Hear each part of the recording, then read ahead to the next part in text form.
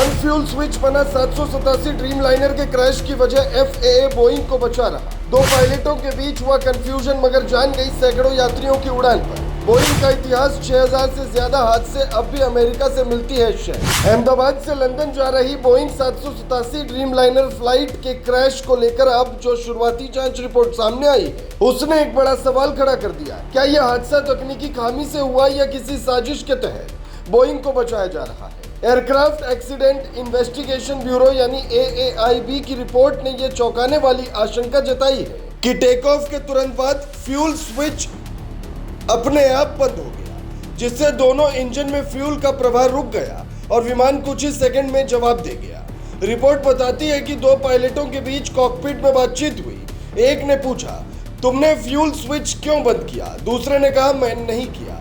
संभवतः दोनों ने मिलकर स्विच फिर ऑन भी किया, लेकिन तब तक बहुत देर हो चुकी थी। यानी हादसा फ्यूल कंट्रोल की फेलियर से हुआ। इस तकनीकी गड़बड़ी पर सवाल उठाते हुए FAA और बोइंग तुरंत सामने आए और 11 जुलाई को नोटिफिकेशन जारी किया कि बोइंग का फ्यूल कंट्रोल सिस्टम पूरी तरह सेफ है। लेकिन सवाल यही से खड़ा होता है, अगर सब कुछ सेफ था तो फिर विमान हवा में क्यों रुका?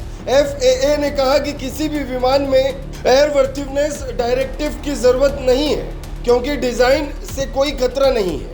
मगर सोशल मीडिया पर अमेरिकी सरकार और बोइंग की सांठगांठ को लेकर सवाल उठ रहे हैं। बोइंग की पिछली छवि भी इस बयानबाजी को झुठलाती है। एयर इंडिया ने इसी 787-8 ड्रीमलाइनर विमान के थ्रस्ट कंट्रोल मॉड्यूल यानी TCM को 2019 और 2023 में बदला था, जिसमें फ्यूल स्विच लगा होता है। यह वही सिस्टम है जो हादसे के केंद्र में है। इसके बावजूद FAA के क्लीन चिट वाले बयान पर जनता को शक है।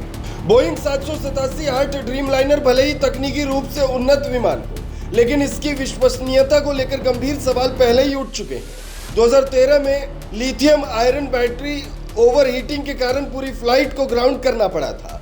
2020 से 2022 के बीच तो बोइंग को अपनी डिलीवरी तक रोकनी पड़ी, क्योंकि विमानों की बॉडी में गैप, झुकाव और फाइबर मटेरियल की क्वालिटी पर सवाल उठे। इसके अलावा इस विमान में हाइड्रोलिक सिस्टम के बजाय इलेक्ट्रिक मोटर्स का इस्तेमाल किया गया, जिसमें बार बार फेलियर की घटना सामने आती रही। GEnx और ट्रेंट 1000 जैसे उन्नत इंजनों में भी कई बार खराबी दर्ज हुई। इतिहास और आंकड़े और भी डरावने हैं। बोइंग के 108 सालों के इतिहास में 6000 से ज्यादा क्रैश और 9000 से ज्यादा मौतें।